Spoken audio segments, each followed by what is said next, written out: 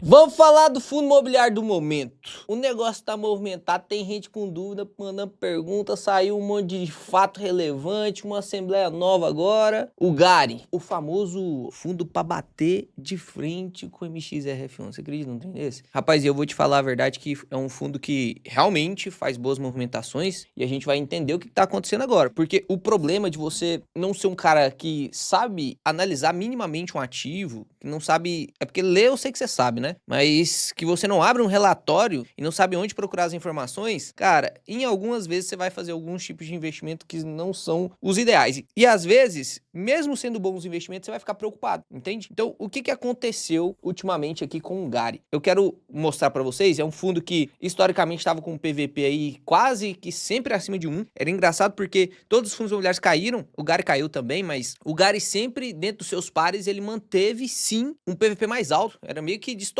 mesmo. Então os fundos imobiliários estavam ali a 0,85, 0,90 e o GARI lá segurando 0,93, 0,95. Passou por muito tempo com o PVP de 1, enquanto os outros estavam 0,9. E aí isso chama muita atenção, principalmente de investidores mais leigos, né? Que não tem variação de cota e tal. E hoje, por exemplo, ele já tá com a liquidez diária de... Deixa eu colocar aqui no... Nossa senhora, o branco aqui dá uma dor nos olhos, né? Olha lá, liquidez diária de 10 milhões, cara. É coisa pra caramba. No último ano ele subiu aí 22% na cotação ajustada, que conta junto os dividendos. Tirando os dividendos, subiu 9%. Foi uma baita alta. Ele não caiu tanto pra subir tanto assim também, né? Teve outros fundos que se recuperaram mais, porque eles caíram mais. Mas o GARI, sim, faz parte da minha carteira. Que vocês conseguem ver que na parte de fundos imobiliários eu tenho o GARI 11 aqui como uma posição razoável, né? E como ele é um fundo que tá pagando bastante dividendo, mesmo sendo um fundo de tijolo, o MXRF11 é o fundo de papel mais famosinho aí. Parte porque ele é base 10, parte porque ele paga mais estável os dividendos, né? Então, a grande galera que começa a investir, inclusive eu, quando eu comecei a investir lá em 2019, eu comprei MXRF11. Então, ele é um fundo muito famoso, sim, e ele tem mais de 1 milhão de cotistas. Dentro dos 2 milhões que investem em fundos imobiliários, ele tem mais de 1 milhão de cotistas, ou seja, a cada 2 pessoas que investem em fundo imobiliário, provavelmente você vai conversar com um caboclo que tem o MXRF11. E o GARI, ele é um fundo contrário da metodologia de investimento do MXRF11, que ele é um fundo de tijolo, né? Então ele investe literalmente em tijolo. Esse nome ficou perfeito, né? Porque quando você fala tijolo, você pensa em área construída, e é literalmente isso, ele investe em área construída, ou seja, galpão logístico, renda urbana, inclusive a gente vai falar um pouco sobre isso, e mesmo assim ele continua pagando 11,3% de yield. Então de duas uma, ou ele tá descontado, o que não é bem o caso do GARI, porque ele pagava até mais, inclusive, quando tava com o PVP mais próximo de 1, então ele paga muito porque tá descontado, ou porque ele está alavancado,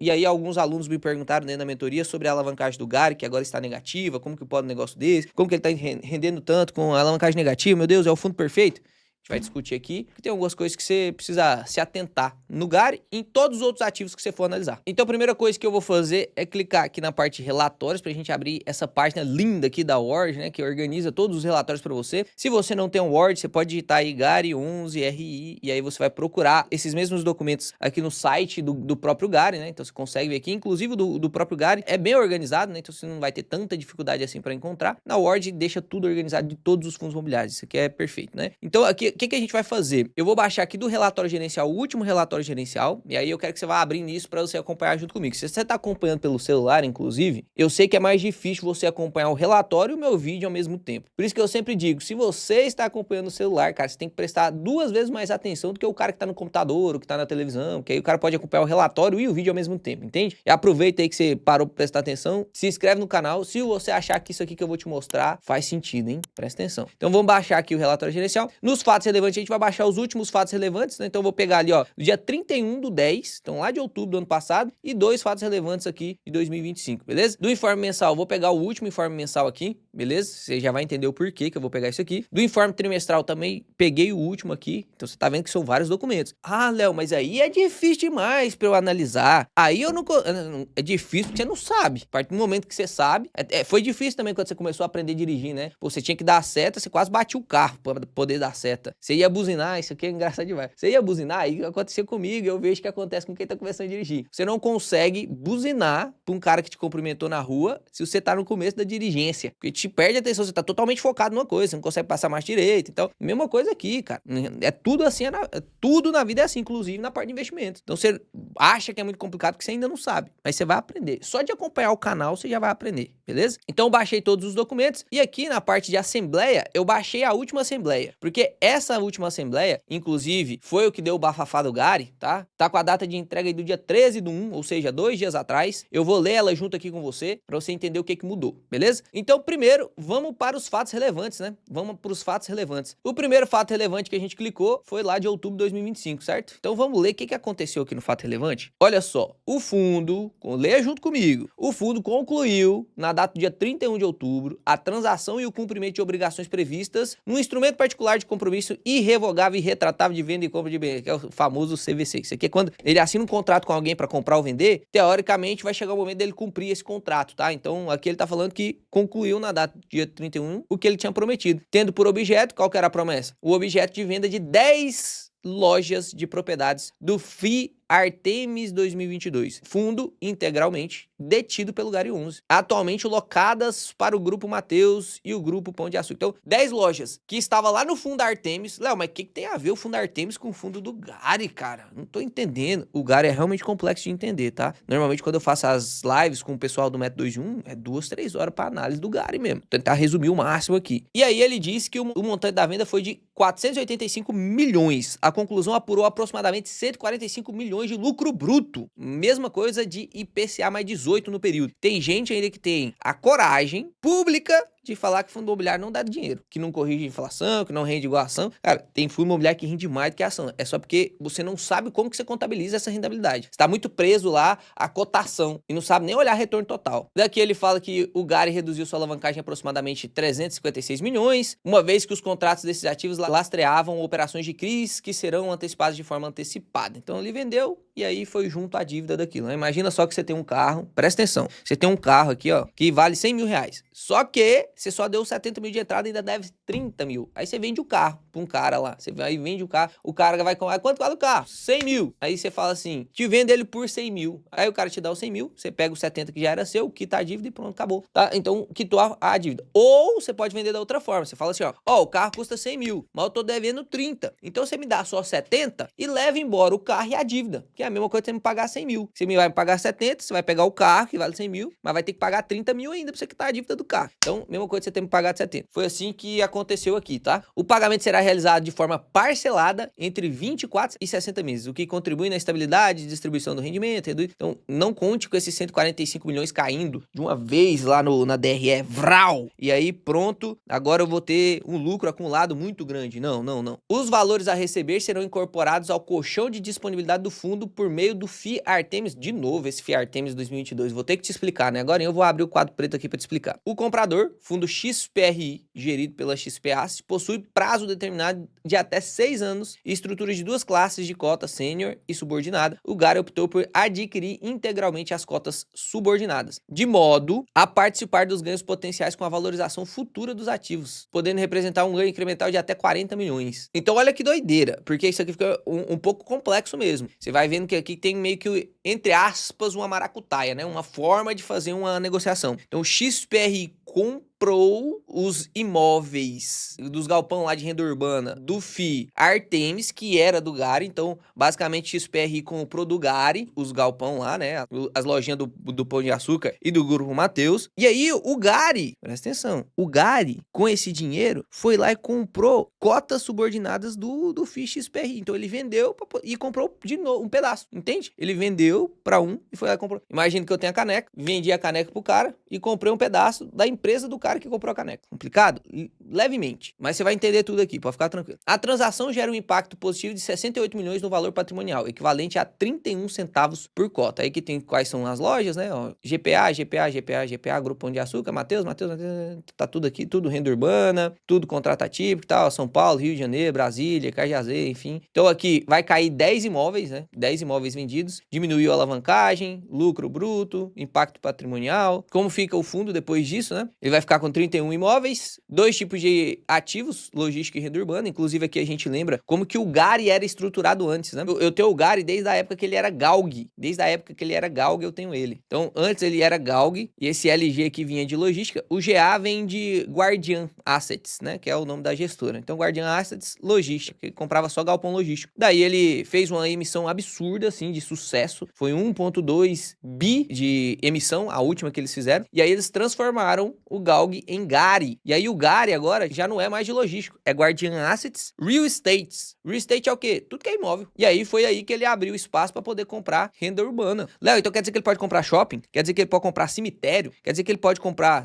para você que não sabe, digita CARE 11, CARE 11. Existe fundo imobiliário de cemitério, cara. Pode comprar a faculdade, pode comprar escritório, pode comprar o que quiser. O Gari tem essa liberdade, tá? Isso inclusive tá no regulamento. Ah, mas eu gostava dele assim. Pois é, tá no regulamento. Esse é o problema de um regulamento muito aberto. Pro lado do gestor é muito vantajoso, porque ele pode comprar aquilo que ele vê como oportunidade. Pro lado do cotista tem um pouquinho de medo, porque será que é oportunidade mesmo? Será que você comprou o Gari hoje porque pelo que ele tem hoje, e amanhã o gestor vende tudo, todos os imóveis, compra tudo de laje. Aí depois ele vende todas as lajes, compra tudo de shopping. Aí depois ele compra um pouquinho de shopping, um pouquinho de, entende? Você corre esse risco de gestão do próprio gestor. Por isso que não dá para os alunos do método 2 em 1 da mentoria agora vão entender. Por isso que não dá para você classificar esses tipos de fundos. Não quer dizer que eles são ruins, mas não dá para você classificar eles como ancoragem, a não ser que você vincule toda a ancoragem da sua carteira na confiança do gestor. O que todo gestor precisa de ter sua confiança, mas quando tá restrito a um círculo de competência, é logístico, é shopping, você fica mais tranquilo, né? Será que o gestor do Gari sabe realmente lidar com todos os problemas da laje, todos os problemas do shopping, todos os problemas de logística,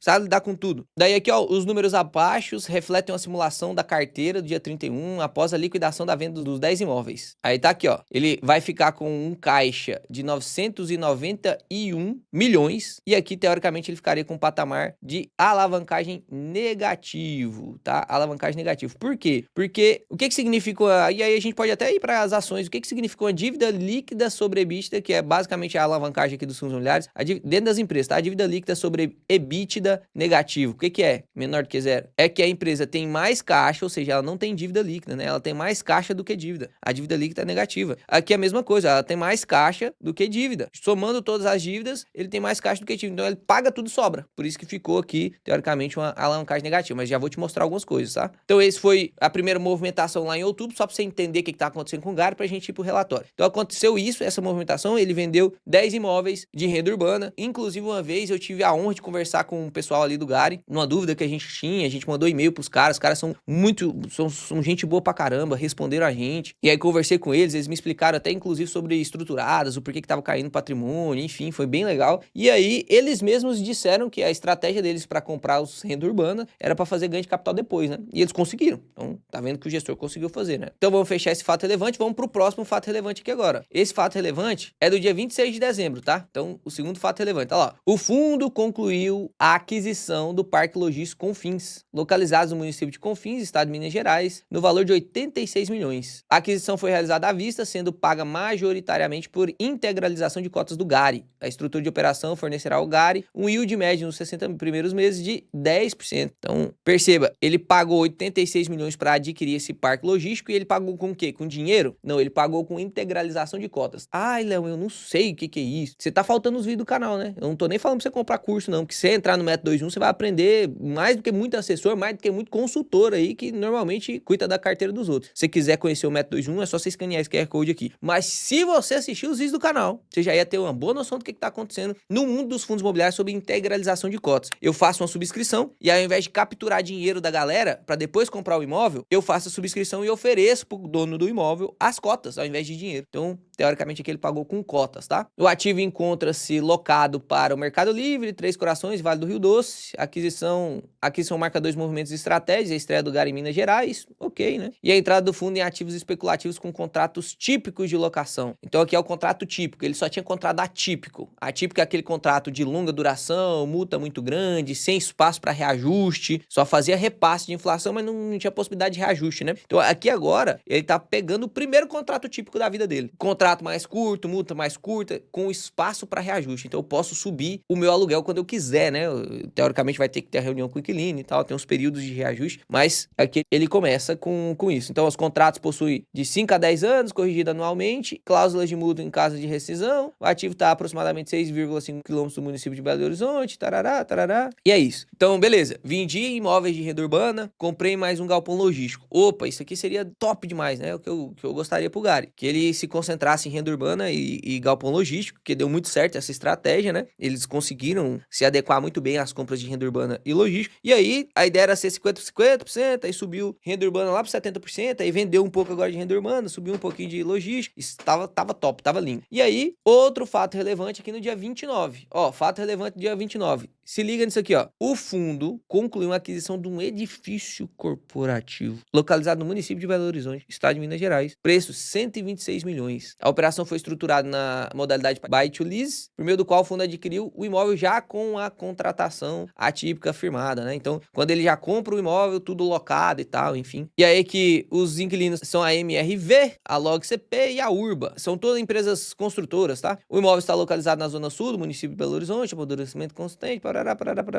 A venda foi realizada, ó, 80% por meio do quê? Integralização de cotas e 20% com recursos financeiros, cap rate de aproximadamente 10,7% durante os 5 primeiros anos de contrato, tá? Então, basicamente, o que aconteceu aqui nessa breve história do Gary? Vamos lá. Isso aconteceu de outubro pra cá, tá? De outubro pra dezembro. Então, a primeira coisa, ele vendeu imóveis de renda urbana, aí ele comprou um logístico lá em Minas Gerais, inaugurou, teoricamente, os contratos típicos, e aí depois, logo em seguida, uma compra foi feita no dia 26/12, né? Essa aqui, e logo no dia 29/12, aconteceu uma compra de um prédio, cara. De um prédio. Uma laje corporativa, né? Uma laje corporativa. Também de contrato típico, porque as lajes são de contratos mais típicos, né? Então, 29/12 aqui foi feita essa compra. As duas foram feitas com integralizações de cota. Essa aqui foi 100% de integralização de cota. Esse aqui foi 80% com integralização de cota e 20% com o dinheiro do caixa. Então, as duas compras não geraram dívida, não geraram alavancagem. Aumentou o ativo e diminuiu proporcionalmente o passivo, que o passivo continuou o mesmo, né? Então tudo ok, as aquisições foram ok. Aqui começou a coçar a orelhinha de alguns, né? Inclusive a minha. A minha começou a coçar aqui. Pô, um edifício corporativo, uma laje. Será que laje lá em Belo Horizonte é bom? Se as lajes em São Paulo estão sofrendo, será que lá em Belo Horizonte não vai sofrer? Então você começa, pô, será que... Aí você tem duas decisões. Você tem que lembrar que você tava no Gary sabendo que ele era muito estratégico, que em algum momento isso poderia acontecer. Então você não pode ser pego de surpresa quando isso aqui acontecer. É óbvio que você não espera. É óbvio que você não espera. Principalmente uma estratégia que tá dando muito certo, né? Você não espera. Mas quando acontecer, não tem como você falar, ai, é o fundo ruim, não sei o que, gestor é covarde, não sei o que. Eu tenho cada coisa que o povo fala do gestor. Coitado do gestor, né? Tá lá tentando aumentar a rentabilidade do fundo. Eu não gosto disso aqui, sendo bem sincero. Você não tem que concordar com tudo que o gestor faz também não, né? Eu não gosto disso aqui. Edifício corporativo, se eu quiser, eu compro um fundo de edifício corporativo, que aí eu corro o risco do edifício corporativo controlado, né? Que eu não consigo saber se ele vai comprar mais, se ele não vai, enfim. Mas então, essa foi a discussão que começou-se a respeito do Gary. E aí, recentemente agora, eles lançaram uma outra assembleia. E essa assembleia aqui, ela veio com 3 principais pautas. A primeira é o aumento do capital autorizado para novas emissões de 10 bilhões para 100 bilhões. Quanto de patrimônio o Gary tem? Quanto de patrimônio o Gary tem? Tem 2 bi de patrimônio, tá? Ele tem 2 bi de patrimônio. Recentemente, eles fizeram a 7ª emissão. Foi finalizada essa emissão, o anúncio de encerramento. Deixa eu até ver aqui quanto foi o anúncio de encerramento, ó. Anúncio de encerramento foi feito no dia 30/12. Logo, no ano passado, no finalzinho do ano passado, eles conseguiram captar mais 1,2 bi. Aqui você até consegue ver que ele tinha 1,3 bi de patrimônio, finalizou o ano aí com 2,1 bi, e isso aqui provavelmente vai atualizar no próximo informe mensal que eles soltarem lá com o aumento do ativo, né? Então é um fundo que tá distante dos 10 bi. Ele tá distante dos 10 bi. Falta 70% ainda para chegar nos 10 bi. E aí ele já lançou uma assembleia falando assim, galerinha, vocês me dão licença? Eu já tenho capital autorizado de 10 bi, mas eu quero de 100. E muita gente não entende o que é esse capital autorizado. Então vamos pro quadro preto, toda vez que entra no quadro preto tem que prestar atenção, né? O que é o capital autorizado? É muito simples. Quando um fundo imobiliário ele vai subscrever cotas, quando ele vai anunciar cotas, né? Hoje eu quero captar mais dinheiro, vamos emitir umas cotas. Quando ele vai fazer isso, ele precisa chamar uma Assembleia Geral Extraordinária. Porque lembra, o gestor ele não pode tomar decisões sozinho. O gestor ele precisa de alguns eventos corporativos, como por exemplo, a subscrição de cota, que é um evento corporativo que precisa disso, ele precisa de apoio dos cotistas, porque o fundo é do cotista, não é do gestor. O gestor só administra. Então o dinheiro é seu, você só paga para um consultor gerenciar ele. Então o dono do seu dinheiro não é o consultor, o dono do fundo não é o gestor só gerencia, beleza? Então quando ele vai fazer uma subscrição, isso por lei, tá? Por lei, isso é regulamento dos fundos imobiliários, ele precisa pedir para os cotistas votarem se concordam ou não. Precisam pedir para os cotistas votarem. E como que ele faz isso? E aí ele vai lá e abre uma assembleia para poder justamente coletar votos dos cotistas. E aí vamos supor que o Gary quer comprar comprar aqui um edifício corporativo e eu quero fazer uma subscrição para poder comprar esse edifício corporativo, porque foi através da subscrição que ele comprou, né? Inclusive, ele comprou através da integralização de cotas. Eu quero fazer uma subscrição para comprar esse edifício corporativo. E aí, teoricamente, teria que acontecer uma assembleia, e aí, teoricamente, você teria que votar para ver se você aprova ou não, certo? Tudo bem. Léo, por que então que os fundos não fazem essas assembleias? Por que que do nada eu recebo lá um fato relevante de que abriu-se uma nova subscrição do fundo? Por que que eles não me pediram ainda se eu quero deixar ou não? Porque existe o capital autorizado. Os gestores começaram a perceber que se toda vez que ele quisesse comprar um imóvel, ele tivesse que pedir licença pro cotista, abrir uma assembleia, esperar 30 a 60 dias para acontecer a votação, a apuração da votação e depois liberação para começar a subscrição, e aí mais 90 dias para poder fazer a subscrição, ele gastaria mais ou menos a cada subscrição, no mínimo 6 meses para poder fazer a subscrição, porque a subscrição ela já demora, e aí ia ter que ter uma assembleia antes com votação que demora também, e aí ele falou assim, cara, nem compensa, porque eu vou perder a oportunidade do imóvel lá, achei a oportunidade agora, precisava do dinheiro agora, já tinha que lançar logo a subscrição agora o mais rápido possível, e aí eu vou fazer a assembleia e tal, e aí muitas vezes os gestores perdiam a oportunidade. Então o que que eles criaram?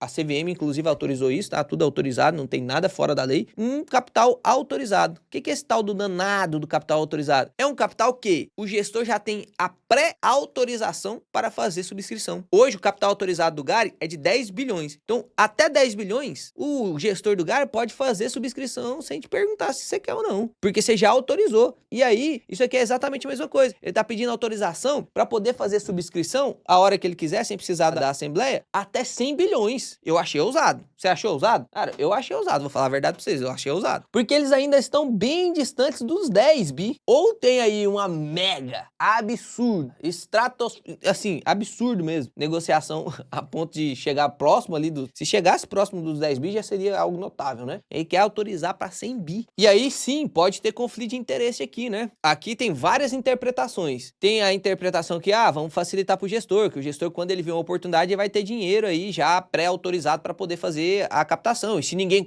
quiser fazer a captação, subscrição, ninguém faz. E aí, agora, teoricamente, os fundos podem comprar através da integralização de cotas, né? Então, tem mais esse problema aí. Fica fora do controle dos cotistas. Que não necessariamente é um problema, tá? Porque comprar imóveis com a integralização de cotas, eu já falei para vocês que isso é muito vantajoso. Você entrega a cota para empresas, não aumenta a alavancagem do fundo, possibilita essas empresas que agora estão com muita cota vender essas cotas a mercado, o preço pressiona para baixo, você consegue comprar. Então, você está comprando um fundo que agora tem um outro ativo, que não alavancou para comprar o ativo, e a venda daquelas cotas pressiona o preço para baixo, te dando a oportunidade de você comprar mais tempo barato. Então, é perfeito. Para nós, é perfeita a integralização. O único problema é que, se você está investindo em um fundo que é igual o TRXF, que é igual o GARI, que são esses hedge funds, esses multi-estratégicos para comprar qualquer coisa, você perde totalmente o controle do que o gestor vai fazer. Você não sabe o que o gestor vai fazer, né? É óbvio que pode ter um gestor ruim que compra só galpão logístico ruim? Pode. Mas um gestor que pode comprar qualquer coisa, às vezes você não quer, exposição em laje. Às vezes você não quer exposição em cemitério. Às vezes você não quer exposição em escola, em faculdades, entende? E aí o gestor com todo esse capital pré-autorizado aí, ele pode fazer movimentações que do nada chega um fato relevante aí. É óbvio que não vai ser do nada, tá? É porque às vezes eu vou falando, às vezes eu fico encabulado com quanto que vocês são, algumas pessoas, né? Não todos vocês, mas com quanto algumas pessoas são leigas nesse ponto. Inclusive pessoas que ensinam. E aí acaba, né? Porque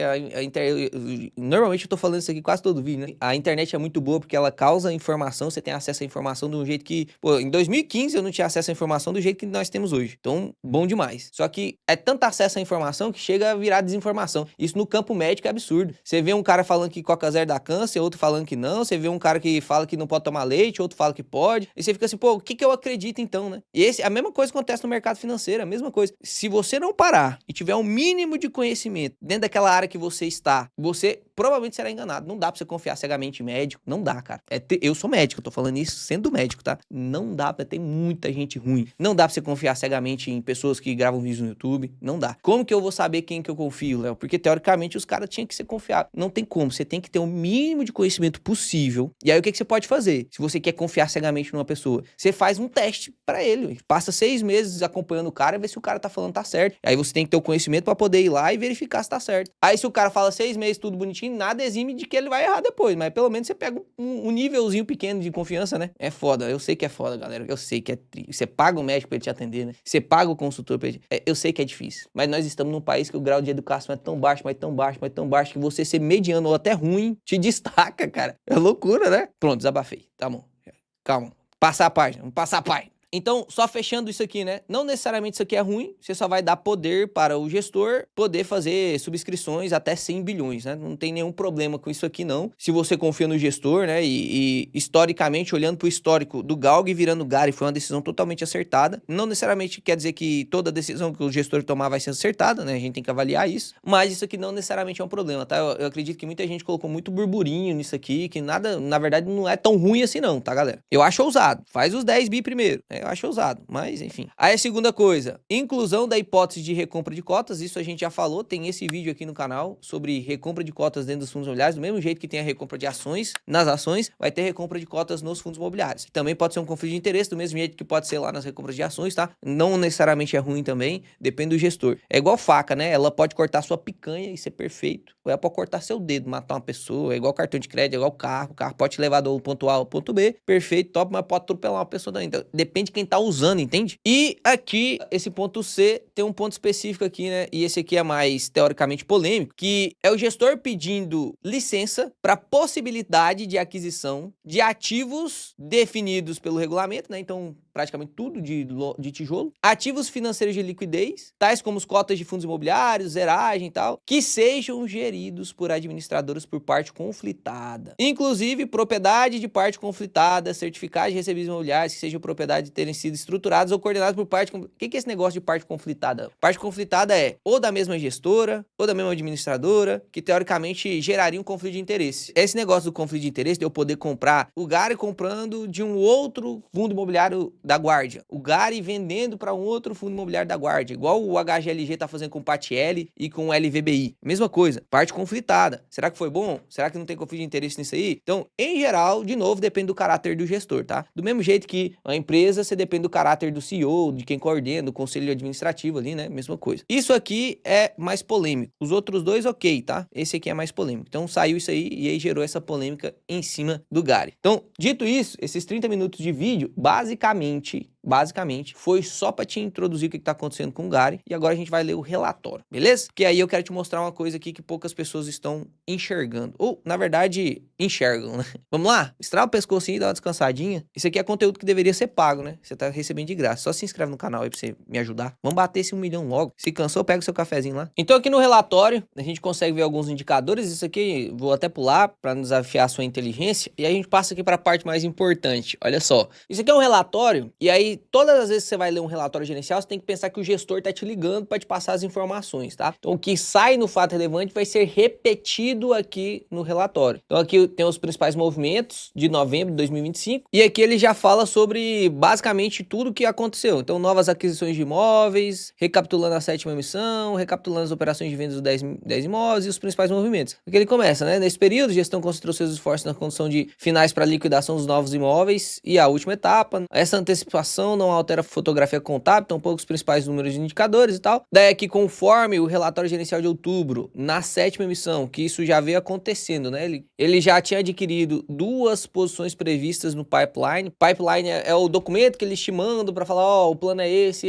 é como se fosse um passo a passo, né? O que eles querem fazer. Então, ambos imóveis locados à rede 10 com atacado, então teve mais essas 2 aquisições. E ao longo do mês de dezembro, avançamos justamente as últimas 2 aquisições, que foram aquelas que a gente leu através do fato relevante lá de 2025, né? Foi a aquisição do imóvel logístico em Minas Gerais, com contrato típico, e a aquisição da laje corporativa. Ele fala aqui, ó, Parque Logístico Confis, que está alocado pelo Mercado Livre, Três Corações, Vale do Rio Doce. E a outra coisa foi a aquisição do edifício corporativo em Belo Horizonte, integralmente ocupado pela MRV, LOG e a Urba. Com a conclusão dessas operações, a caminhada para encerrar o ano 2025, o patrimônio líquido estimado está de aproximadamente 2,6 bi. Alavancagem negativa e um colchão de disponibilidade extremamente robusto. A gente vai falar sobre essa alavancagem negativa, tá? Em 30/12, comunicamos ao mercado o encerramento formal da 7ª emissão. Após o 5º dia útil do mês de janeiro, vai ter aí pagamento, na conversão de recibos e costas definitivas, enfim. Quem faz subscrição, e eu já ensinei num vídeo onde eu mostro pra vocês o que é desde o ticker 1 até o ticker 15. Sabia que existe do ticker 1 até o ticker 15? Os fundos imobiliários, eles funcionam do 11 pra frente. Então tem o 11, 12, o 13, o 14 e o 15. Então quando você faz uma subscrição, você recebe um recibo de subscrição, que é remunerado. Só que depois que integraliza as cotas, ele vira GARI 11 de novo. Então, ao invés de ser GARI 13, GARI 15, vira GARI 11 de novo e recebe. Aí que ele tá falando que vai acontecer isso, né? E ele fala que a 7ª emissão foi a maior da história, montante aí de 1,3 bi, que a gente viu, né? Realmente, as emissões do GARI são realmente absurdamente bem sucedidas. E aí ele fala, ó, GARI entre 2026 na sua melhor versão. 33 ativos, presença em novas praças, 13 inquilinos de primeira linha, diferentes setores, nova tipologia incorporada ao portfólio, que no caso agora é laje corporativa, liquidez de 7 milhões dia, 433 mil cotistas, exposição diversificada em imóveis de qualidade, contratos de longo prazo, excelente quadro de inquilinos, enorme potencial de geração de lucro, tarará. Seguimos observando que no mercado secundário o fundo continua sendo negociado a níveis de desconto relevantes quando comparado aos seus pares diretos, mesmo apresentando um dos patamares mais consistentes de dividendos. Não tem tanto desconto mais não. E aqui, quando ele fez esse relatório, tava com PVP de 0,98, então já não tem tanto desconto assim. Vamos depois ver qual a comparação que eles estão fazendo, tá? Aqui, ó, por fim, a garantir a continuidade na narrativa e manter todos os investidores devidamente contextualizados, apresentamos nos próximos blocos, de forma resumida, a retrospectiva da operação de vendas dos ativos do XPRI, que foi aquela que a gente viu, dos 10 imóveis, e o contexto da 7ª emissão. Aí aqui, ó, 7ª emissão de cotas. Ele disse que fez a 7ª emissão de cotas coordenado, né, com a operação da venda dos 10 imóveis do XPRI, tendo como objetivo a reposição qualificada dos ativos alienados. Então, o que eles querem fazer? Pô, Léo, eu vou vender 10 imóveis aqui e esse dinheiro que eu vou pegar, não vai ser suficiente, teoricamente, né, para poder fazer as compras que eu quero fazer para reposicionar o meu portfólio de maneira estratégica. Estou vendendo esses imóveis de renda urbana, mas eu quero comprar tais imóveis ali, então eu vou fazer uma subscrição junto. Ele vai pegar o dinheiro dos 10 imóveis mais 1,3 bi que ele conseguiu de captação, né? E aí, com isso, ele vai conseguir fazer suas reposições, né? E olha só, a emissão teve início no segundo semestre e avançou de forma faseada, assim como todas as outras. Aí você consegue perceber, ó, que nas etapas iniciais, a liquidação do direito de preferência das sobras e do montante adicional totalizou 81 milhões. Então, se for só pelo direito de preferência, teria sido só 81 milhões, tá? Aí, na sequência, a entrada de investidores institucionais. Investidores institucionais. Então você percebe que são outros fundos investindo, ou então até mesmo outras empresas, que aí você entende o que aconteceu, né? Ampliou de forma relevante o alcance da oferta, incluindo aí 644 milhões nessa fase. Neste contexto, o fundo concluiu, ao longo do período, 2 aquisições, ambos imóveis da Dex, ao longo do mês de dezembro, conforme detalhado nessa carta, mais 2 aquisições, né? Paralelamente à execução das aquisições, o GARI realizou recompra integral das participações do FI, controlados pela Artemis e a NES 59. Isso aqui é importante você entender a estrutura do GARI, tá? Pelo valor patrimonial, passando novamente a deter 100% das cotas desses veículos. Então ele tinha 100%, depois não tinha mais, agora ele recomprou. Essa movimentação foi um passo fundamental dentro da reorganização estrutural do fundo, permitindo o GARI repassar-se a capturar de forma plena todos os impactos econômicos da venda dos ativos para o XPRI, além de simplificar a estrutura, aumentar a eficiência, parará. Então vamos entender isso aqui? Eu já expliquei para vocês aqui em algum momento que, às vezes, o gestor aqui, vamos colocar, ó, gestor, ele tem um dinheirinho aqui, e aí ele quer comprar esse imóvel aqui, ó, quer comprar esse imóvel. E aí, no caso do GARI, vamos colocar que eram 10 imóveis, né, porque era isso, e até mais, na verdade, tá? Mas vamos fazer de conta que isso aqui são 10 imóveis, tá? Então, o que o gestor pode fazer? Ele pode ir lá individualmente comprar este imóvel, pegar o dinheirinho, aí ele vai caminhando lá, negocia esse imóvel, quero comprar esse imóvel. Aí vai ter ITBI aqui, que é o imposto de transferência do imóvel, vai ter que pagar alguns outros custos tributários, tem muita coisa. Aí ele pode fazer isso individualmente, com todos os imóveis, né? E aí, teoricamente, ele adquire todos os imóveis para a estrutura do GARI. Aí você vai abrir o GARI lá e você vai ver os imóveis no GARI, beleza? Porém, a gente sabe que o gestor aqui do GARI, ele foi esperto. E o que ele fez? Ao invés de comprar um a um, ele fez assim, cara, vou criar um fundo. E aí vai ter um fundo aqui chamado Artemis. Esse fundo aqui foi criado em 2022, né? Por isso que ele chama Artemis 2022. Esse fundo vai comprar todos os imóveis. E aí, eu, gestor, compro o fundo. Que aí eu evito todas essas funções aqui de TBI, papapá. Então, eu otimizo de maneira tributária, eu otimizo isso aqui. Quais são os problemas? Léo, isso aqui é perfeito porque todo mundo não faz assim. Quais são os problemas? Os problemas são conflito de interesse. Por quê? Porque eu vou pagar taxa de administração no Artemis e taxa de administração aqui no GARI. E eu vou já te mostrar isso, tá? Mas isso aqui realmente, tributariamente falando, faz sentido. É uma estrutura melhor para poder fazer compra de imóveis. E aí que no caso que ele tá falando é que ele recomprou todo o Artemis justamente para poder, já que ele vendeu todos os imóveis, ele ter todo aquele lucro sobre os imóveis, tá? Com a conclusão dessas operações, o GARI caminhando em 2025 patrimônio líquido estimado de 2,6 bi, alavancagem líquida negativa, tarará.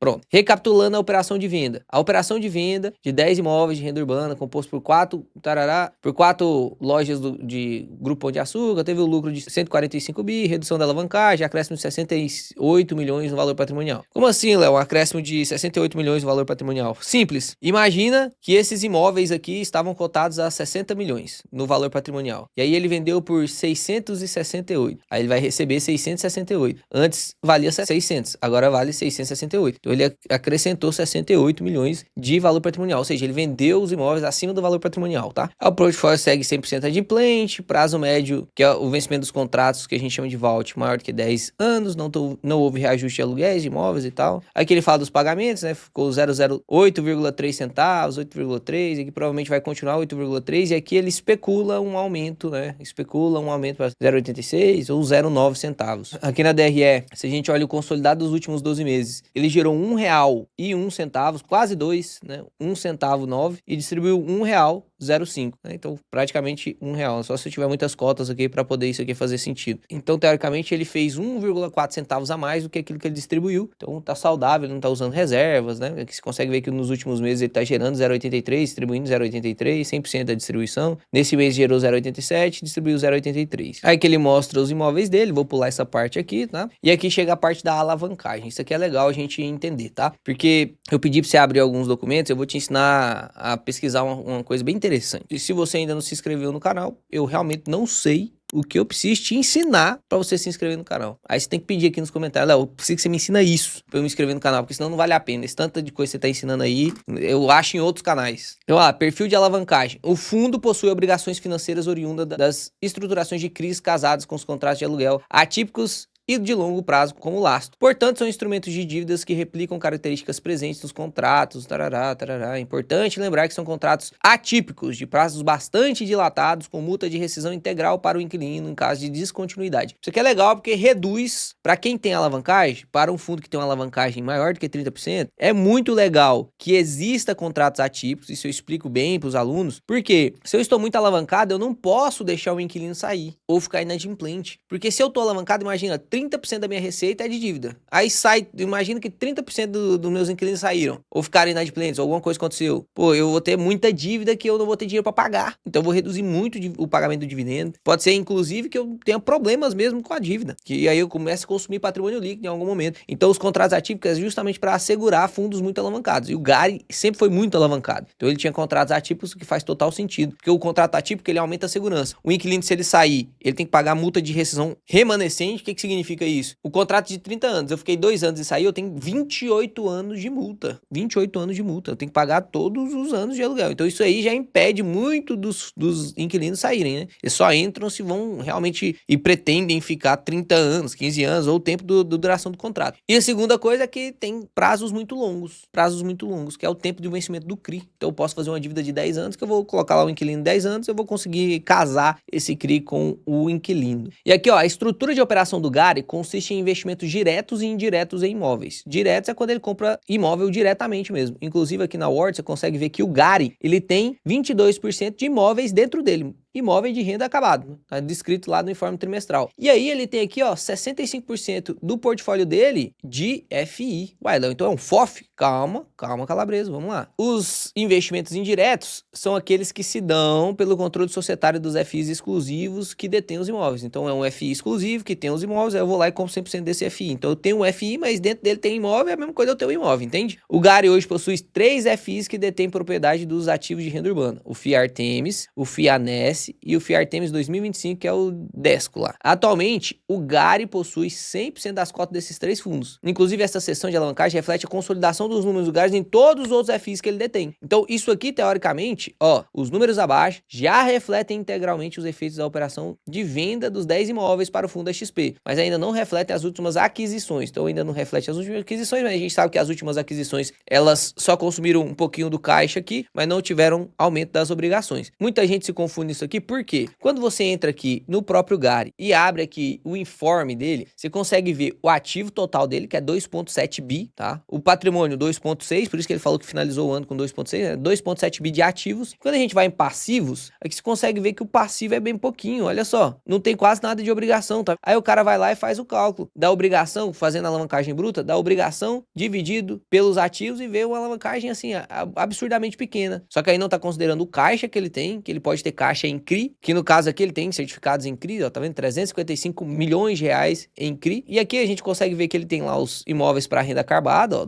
429 milhões, e o restante, 1,6 bi, é em FI, tá vendo? Léo, como que eu sei quais são esses FIs? Aqui ele falou, né? Mas você vai ver alguns fundos imobiliários que não falam. Como que você vê? Você baixa o informe trimestral. No informe trimestral, você vai entrar aqui, é esse documento aqui, é padrão da CVM, tá? Então você vai entrar aqui e vai mostrar quais são os imóveis que ele tem. E aqui você consegue ver que o Gary mesmo, ele só tem 3 imóveis, olha lá, Cachoeirinha, Canoas e São José dos Campos. Esse aqui, inclusive, eram os imóveis que o Galg tinha, são logísticos, é do Galg lá, ó. Inclusive aqui você consegue ver, ó, logístico, tá vendo? E aí, quando ele foi comprar os imóveis de renda urbana, ele fez lá a captura de 1,2 bi na sua subscrição, e aí quando ele foi comprar o de renda urbana, ele criou nesse novo FII, o Artemis 2022, tá? E aí, o Artemis 2022 tá aqui, ó, embaixo, você consegue ver aqui, fundos imobiliários. Aí você consegue ver, ó, ANES 59, Artemis, aí como que você pesquisa isso aqui? Você copia o CNPJ, entra no fundos.net e coloca aqui o CNPJ, que é a forma mais fácil. Então você pode digitar Artemis 2022, RI e tal, enfim. E aqui a gente consegue ver o Artemis 2022, o que ele tem de ativo. Ele tem 823 bi de ativos. O patrimônio líquido é 418, então você já vê que ele tem muito passivo. Olha a obrigação dele, ó, 392 milhões de passivo, de obrigação por recebível. Então não é que o Gary não tem dívida, ele tem essa dívida aqui, ó. Ele tem essa dívida no Artemis 2022 e aqui no ANES 59 ele tem uma dívida também, ó lá, 392. É a mesma coisa, Léo? Não, você consegue ver que é um pouquinho diferente. 392, 784 e aqui 392, 784. Você consegue ver aqui que tem taxa de administração a pagar, ó. Taxa de administração a pagar, taxa de administração a pagar. É mais baixo? É, mas é a taxa de administração a pagar, né? Então qual que é a dívida que ele tem aqui? 392 mais 392, né? Dá quase 800 milhões. E aí como que eu calculo as disponibilidades? Aqui ele já faz esse cálculo, né? Teoricamente aqui você já tem o cálculo de todo as disponibilidades. Mas você consegue ver isso nas disponibilidades no próprio Gary e aí você vai ter que ver também as disponibilidades nesses outros fundos, porque é um fundo que tem outros 3 fundos. Só que ele tem 100% desses outros 3 fundos, então você tem que ver o que tem dentro desses 3 fundos. Por isso que a análise do Gary é complexa, entende? E, infelizmente, você vai ter que ter esse grau de complexidade para análise do Gary. Não é só você ficar olhando ali o relatorinho e pronto, não. Tem que abrir as outras coisas aqui também. Então aqui as disponibilidades no Gary, e aí aqui eu até criei uma forma de você conseguir ver melhor ainda. Quando você clica aqui em visualizar, você tem o padrão Word aqui, que eu criei de uma forma para que fique mais fácil para você. Então, todas as informações aqui do informe mensal, mas de maneira mais bonita de você ver, né? Então aqui a gente consegue ver os passivos, as obrigações pelos recebíveis aqui, né? Então 38 milhões. E aqui nos ativos você consegue ver o que tem de disponibilidade. Então ele tem um mínimo de disponibilidade obrigatória e aí outras coisas que são disponibilidades. Em geral, fundos de investimento imobiliário são disponibilidades. Não é o caso do Gary porque ele usa isso para investimento indireto. Então aqui, teoricamente, o que ele tem de outros valores a receber, que é 318 milhões, que vai receber, lembra? Vai receber posteriormente, lá para frente, até 60 meses. E aí ele tem aqui esse CRI que ele pode vender para obter esse dinheiro agora. Então isso aqui é liquidez realmente, né? Esses outros valores a receber, apesar de ser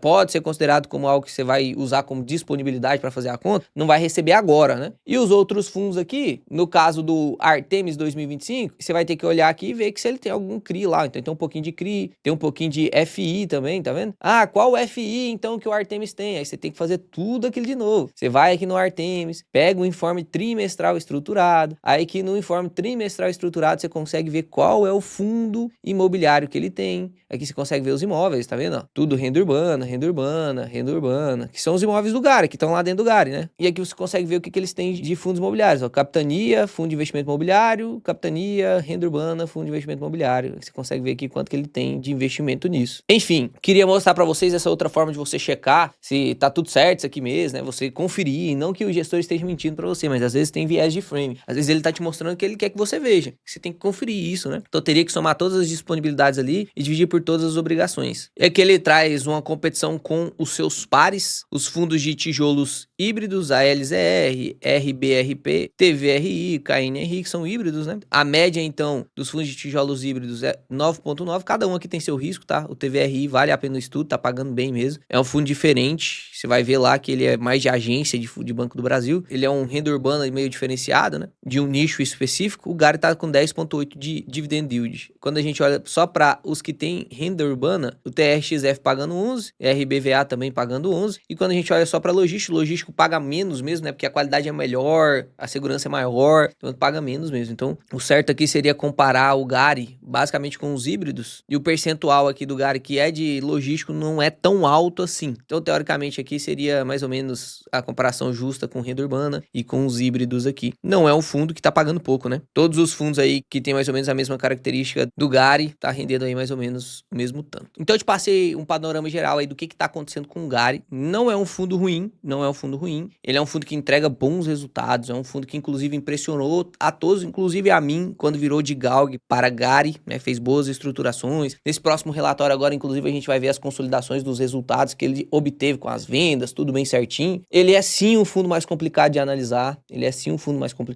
por mais que a tentativa aí do gestor de fazer um relatório, né, que seja mais fácil do leitor leigo vir aqui, olhar, a alavancagem tá menos 5% e tal, e apenas confiar, é um fundo mais difícil sim de você entender toda a estrutura do fundo, não que seja impeditivo de investir nele, né, afinal foi um dos fundos que mais cresceram no número de cotistas aí no último ano, e aí cabe a você entender se faz sentido para você investir em um fundo que sim, pode investir em qualquer tipo de setor, você tem que ver se você concorda com isso. Isso não quer dizer que ele é ruim, tá? Eu vi muita gente falando, o Gari é ruim e tal, ele mudou o fundamento. Na verdade, o fundamento já era o mesmo, né? Mas é aquele negócio. Tudo lhe é lícito, mas nem tudo que é lícito lhe convém. Então, antes, você tinha sim um fundo muito estratégia, que tinha a possibilidade de investir em qualquer coisa, mas ele passou um ano em renda urbana e logística. Então, pensávamos que seria renda urbana e logística a estratégia dele. E aí, agora, uma laje corporativa, então abre espaço para várias outras coisas. Então, se você não gosta desses fundos que mudam, teoricamente, a estratégia de investimento, que a estratégia é a mesma, não mudou, né? Mas, teoricamente, ali o que você está acostumado, e que tem uma estrutura diferenciada, né? Mais difícil de ser analisada, talvez não faça sentido você entrar no fundo. Agora, se você gosta desse tipo de fundo, você enxerga ele como uma oportunidade, né? Tem muita gente que gosta do TRXF, que também é um fundo aí de renda urbana, que tem essas estruturas de comprar subclasses ali, subsetores diferentes, tipo de gestor mais arrojado, né? Ele é um fundo que cabe sim na sua carteira, na parte de crescimento, né? Não vai caber na parte de ancoragem. Não acredito que ele seja fundo de risco também, né?